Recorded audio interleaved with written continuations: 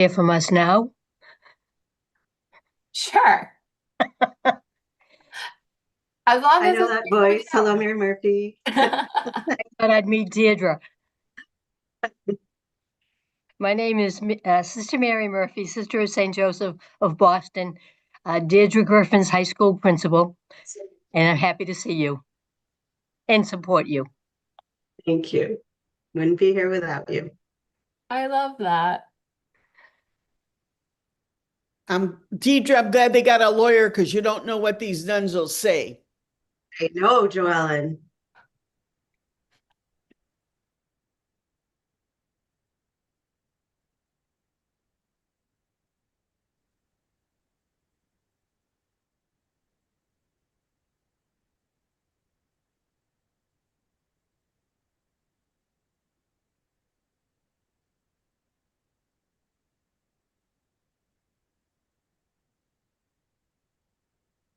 Hi, Deidre.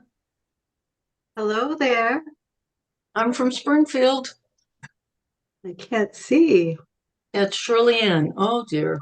Hello, Shirley Ann. Sorry, the screen is being shared now, so I can't see everybody's faces. You Thank you can't? for being here.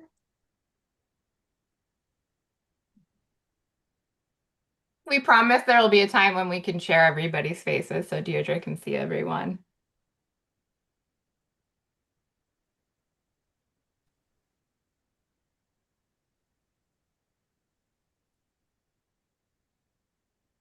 Bethany, thanks for the money.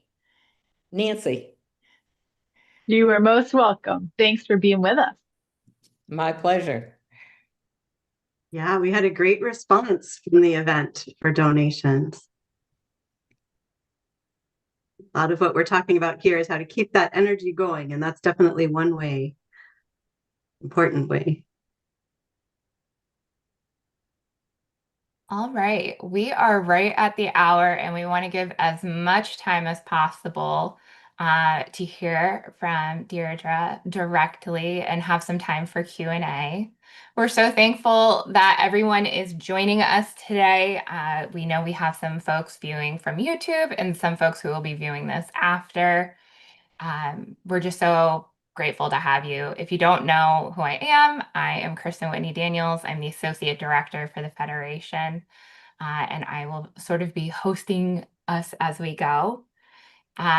We ask that you remain muted as we go through this. There will be time later to say hello and to also ask questions, and we'll get started. We just wanted to share this photo of Sister Deirdre. You'll get a chance to hear her story, how she ended up on the border at a mass, and in a future article in Vision Magazine, which I think is coming. If it's not out already, it's coming out very shortly for folks to view. And as we start all of our Dear Neighbor series, we start with our opening prayer, our consensus statement. Stimulated by the Holy Spirit of love and receptive to the Spirit's inspirations, we move always towards profound love of God and love of neighbor without distinction, from whom we do not separate ourselves, and for whom, in the following of Christ, we work in order to achieve unity of neighbor with neighbor and neighbor with God. In humility, the spirit of the incarnate word. In sincere charity, the manner of St. Joseph, whose name we bear. In an Ignatian Salesian climate, that is, with an orientation towards excellence, tempered by gentleness, peace, and joy.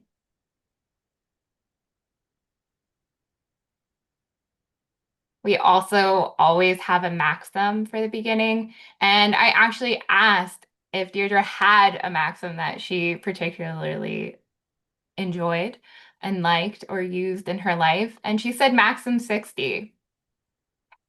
Love and strive after, especially, the interior gentleness of your soul, living in peace and in the tranquility of all your passions, and outwardly doing all things without overeagerness, and bearing what you must bear without any complaint or murmuring or anxiety whatsoever. And that's a translation from Marcia Allen. And then we always include the high school students translation because I think they're always wonderful. Life has tension. Choose peacefulness. It lowers your blood pressure. So I am going to stop sharing because our main attraction is not a slideshow. It's going to be just to hear from Deirdre directly. Earlier this month, beginning of September, Deirdre started as our executive director of the U.S. Federation of the Sisters of St. Joseph. We are so delighted to have her as part of the team.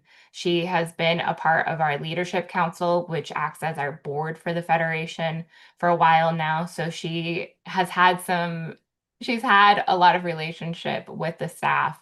And so it's been a very easy transition. Mary Ellen is still here. She'll be here till the end of the month. She's helping with the transition, and we are also just so grateful for her service here.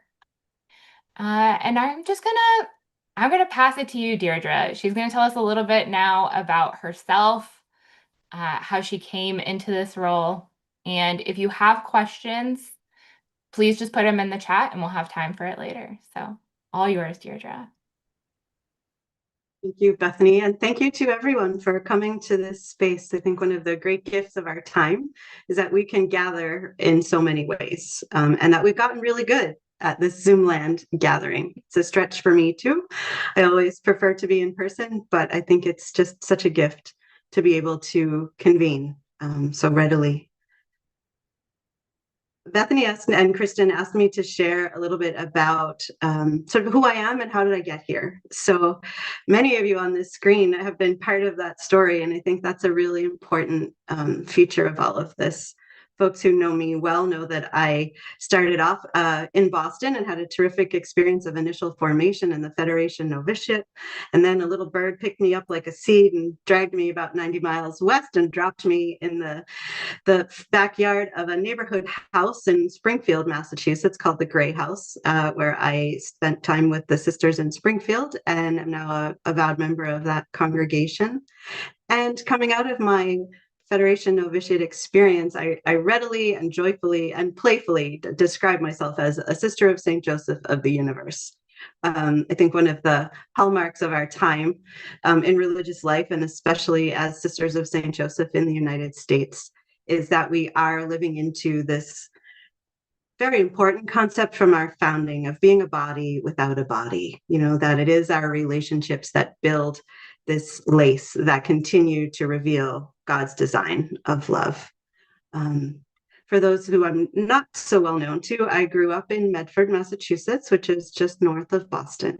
The eldest child of Irish immigrant parents, which for me has been very formative in terms of the choices that I've made and the opportunities that I've had and the responsibilities that I feel as a white woman, first generation immigrant and college student in the United States. And so always that mix of appreciation of the hard-won opportunities and a sense of responsibility for ensuring that those opportunities are available for others. My father was a bus driver for the Massachusetts transportation system called the MBTA, which is also a formative piece for me. I am very well accustomed and very pleased always to be on a bus or on a train for the environment, but also because it's how you meet your neighbors, right? Which is part of our DNA. To be in spaces where we encounter people who we may not know yet, but with whom we are bound in terms of all of our flourishing.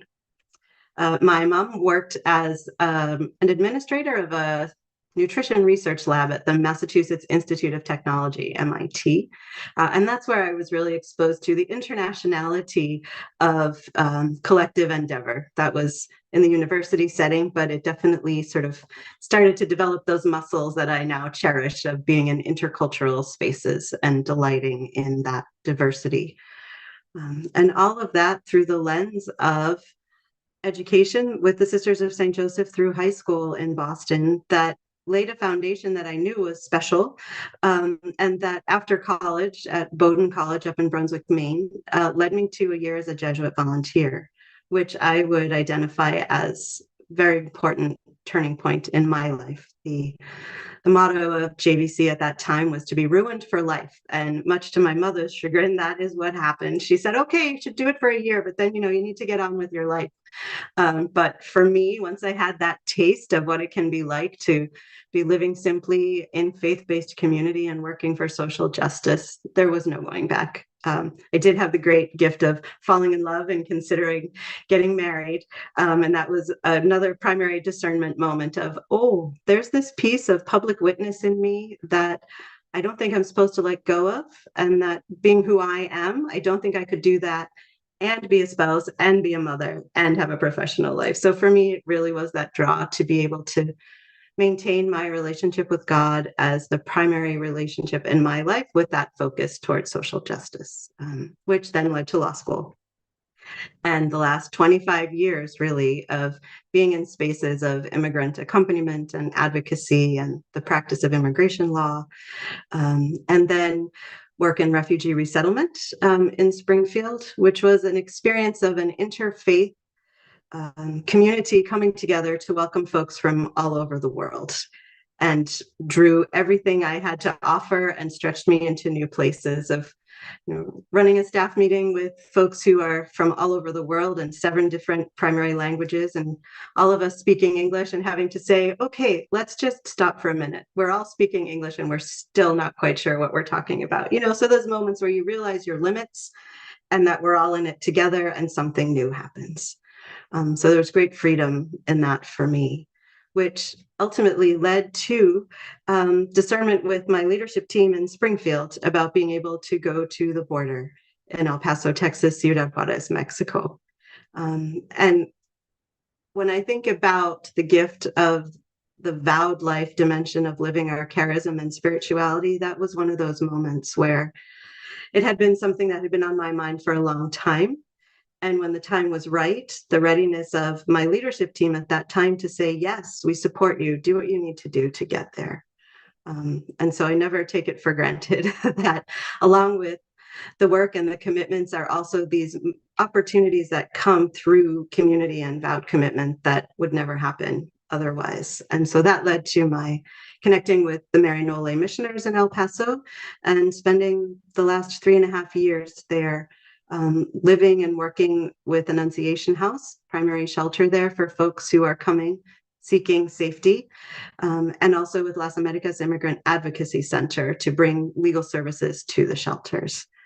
And again, that key thread of discernment in my own little life and also in our spirituality, that when the invitation came to consider the transition here and leadership at our federation, I realized this is the one thing that has my heart in such a way that it would pull me away from the fullness of life at the border.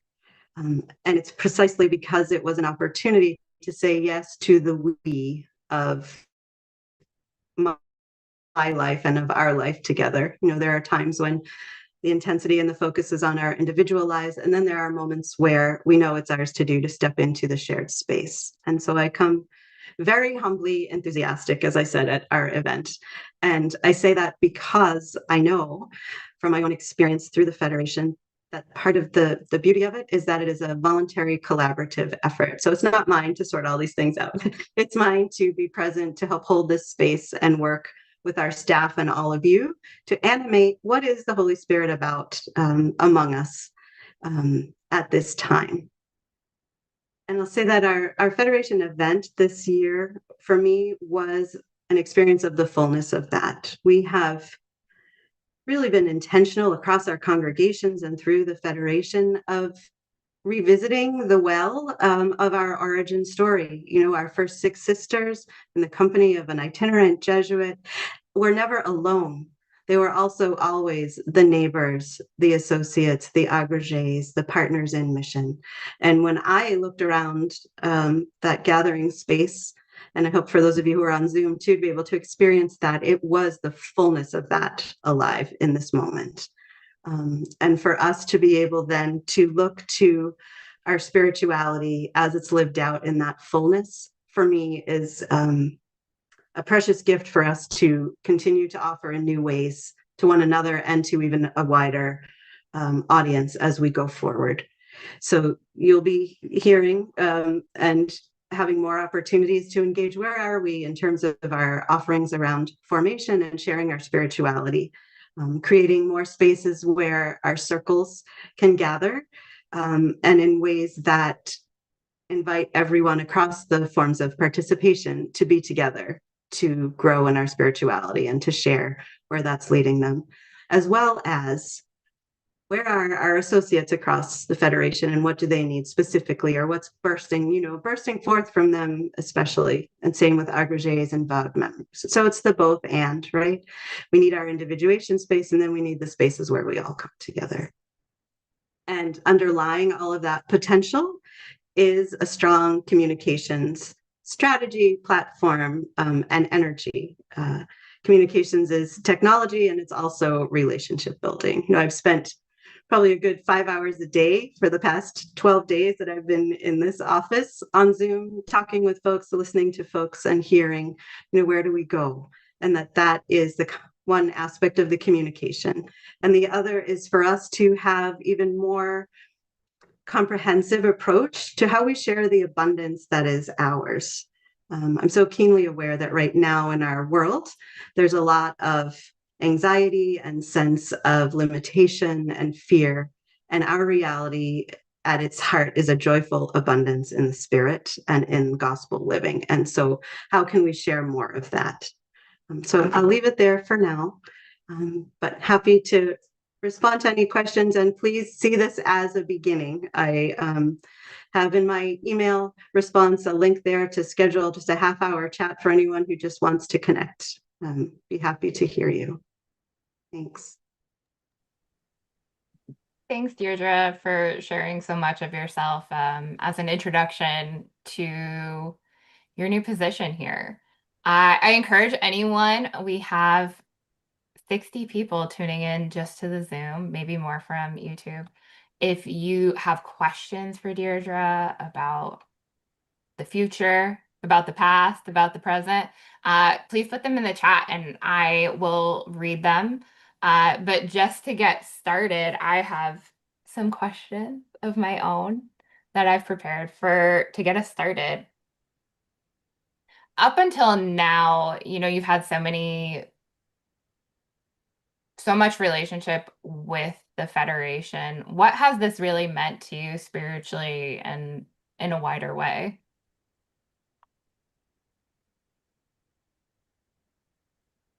I'd like to invite everyone to take a moment to sit with that, because I think that's true for all of us.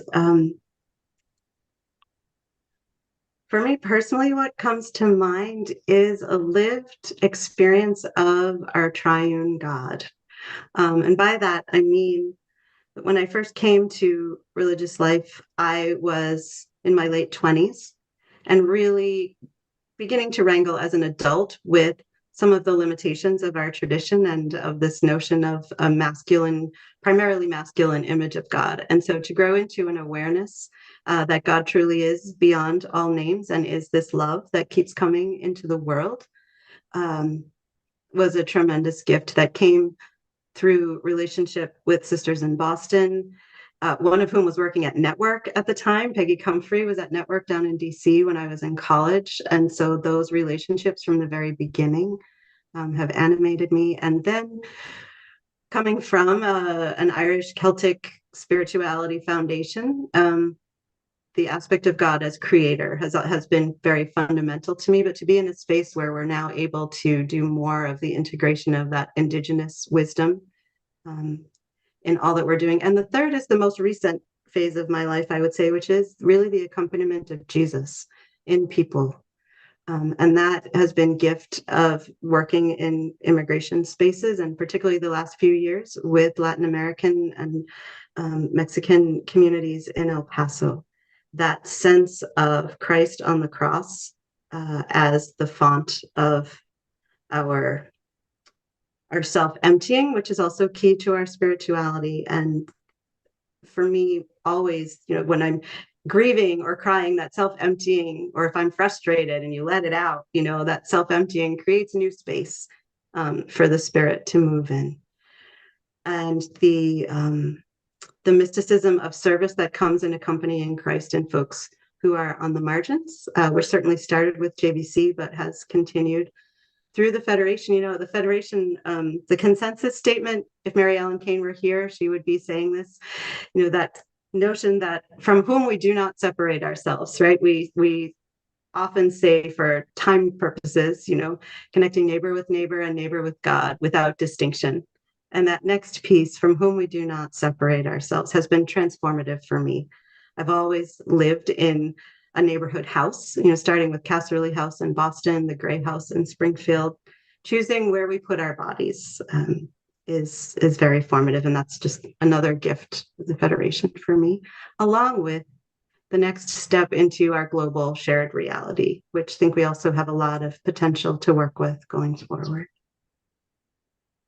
I could go on about that for a week, so that's what I'll say for now.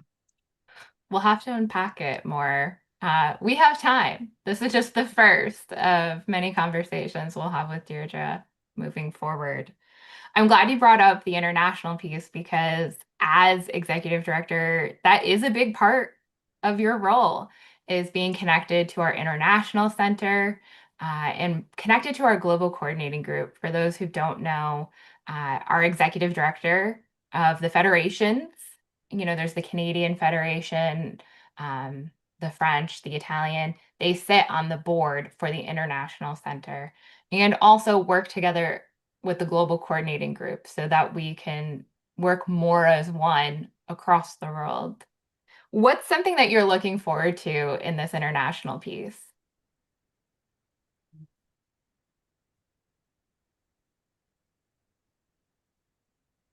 One thing, there are many, but one is the opportunity for us to bring together our newer members around the world. And that includes folks as novices and folks who are associates and agrégés and partners in mission, which is already happening through our international center. And our current novice director, Joan Gallagher in Brentwood, has really been diligent in making sure that we connect all of the women in initial formation for VOW membership in those spaces, and that we can do more of that across the forms of membership, I think is huge, because you know, we're in a time of tremendous transition culturally and in religious life. And it seems to me that the more honest we can be about that and turn toward the global reality as part of that evolution, the more space we'll be able to create for the newness that's coming, both within us here in the US and then also globally.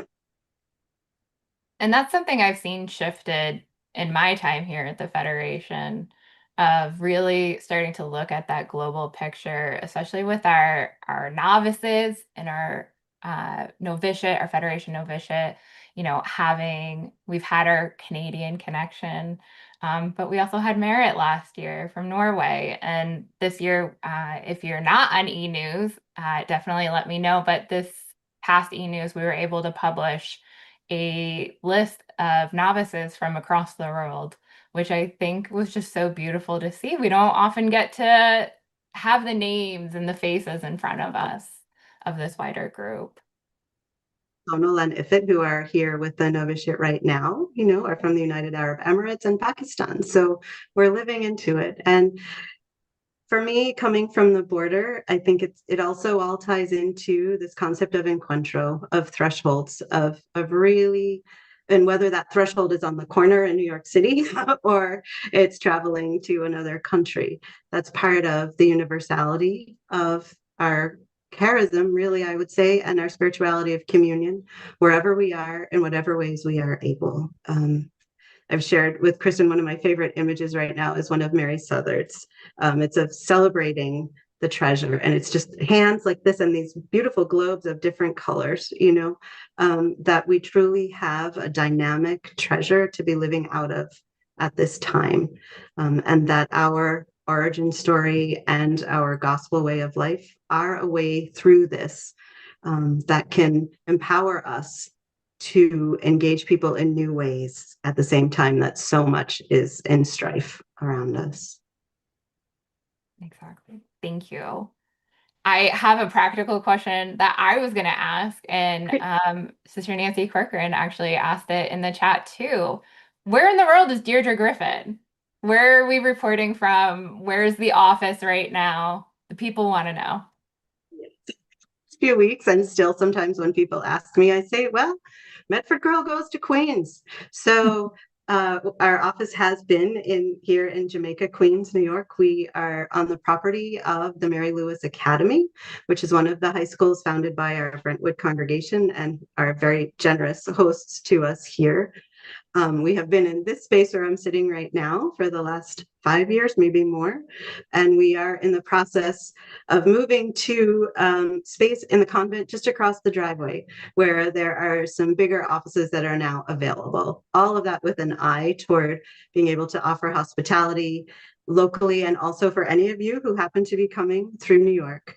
I personally am passionate about inviting creation of new local communities about sisters. So I'm actually staying in the convent here, and that discernment will continue. But definitely for right now and what we know, we are here in Queens, rooted in Queens and connected to the world.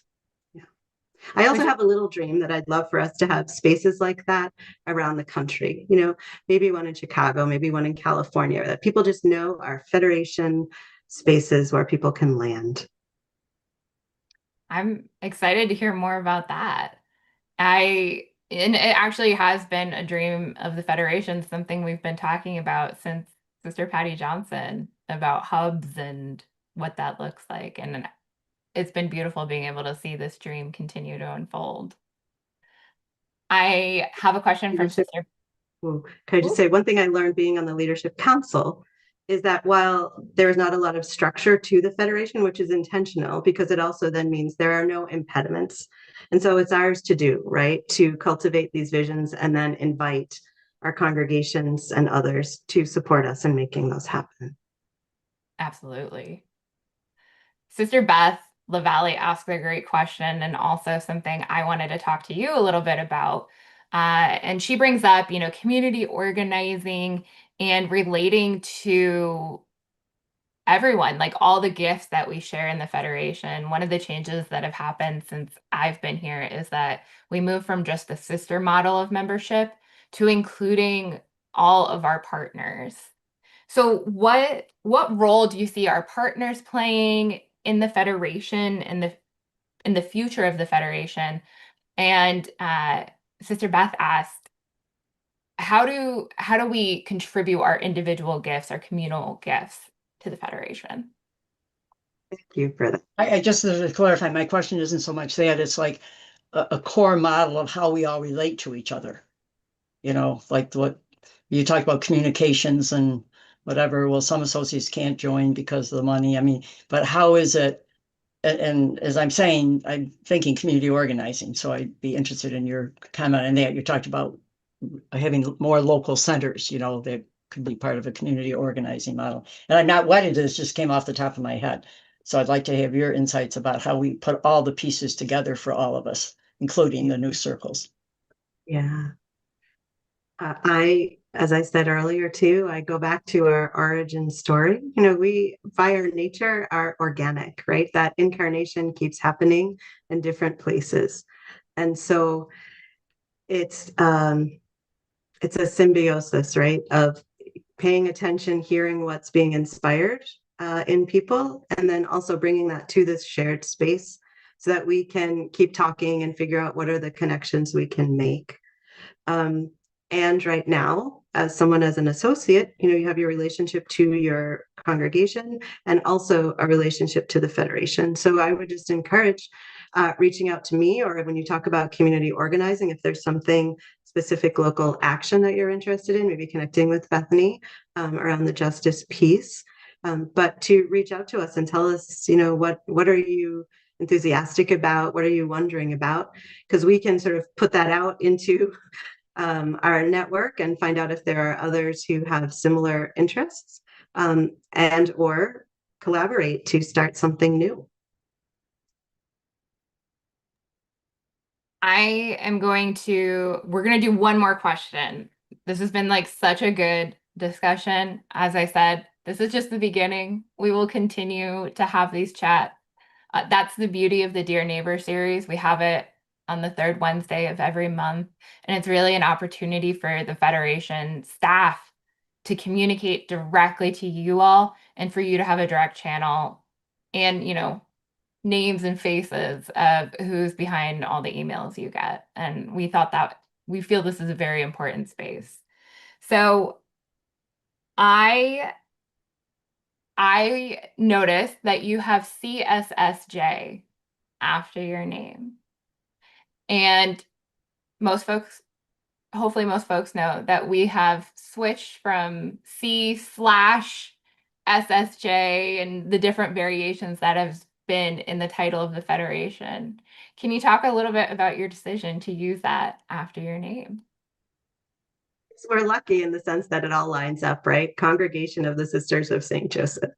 And so I was actually at an initial formation gathering at Montmarie in Holyoke, probably about 20 years ago. And that was the sign. There was a sign, welcome C/SSJ.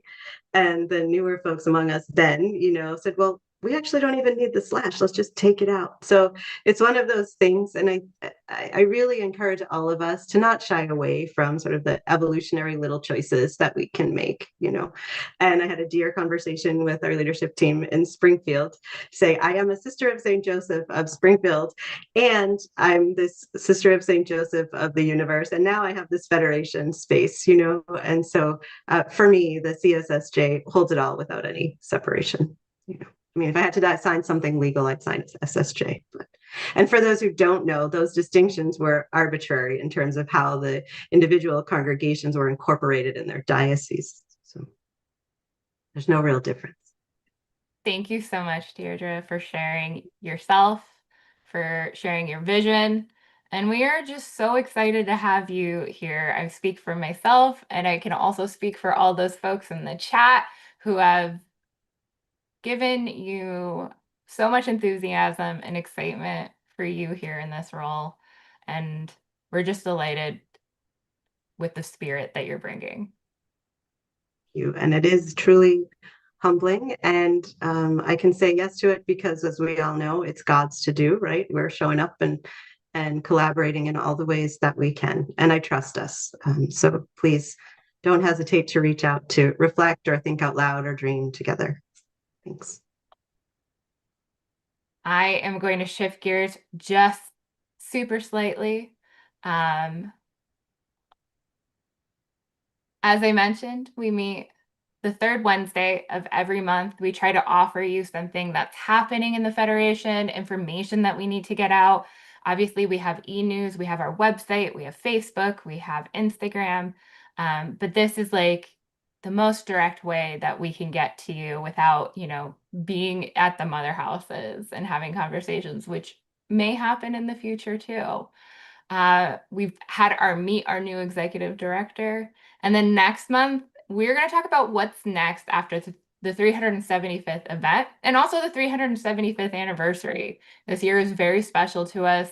It technically doesn't conclude to December, but we've really been celebrating it from Founders Day to Founders Day. We have another Founders Day event happening. Be sure to check out that event and that liturgy space that we will continue to have. It's always been our global prayer, and it will mark sort of this year of Jubilee that we've been having. And then in November, we'll have Bethany share a justice update. I can't give you details on it because things are changing by the moment, but we'll give you a great update. I really encourage everyone to check out our website. We have an upcoming events page on the website, so you can see all the events that are happening. Bethany has some different things planned, including, like organizing and some skills to build to, communicate with like our elected officials. So check that out. You can always find us on our website, or you can email us. We're always there. And thank you, everyone, for being here. As always, it's great to see you. And if you would like to come off mute and say hello, now is the time.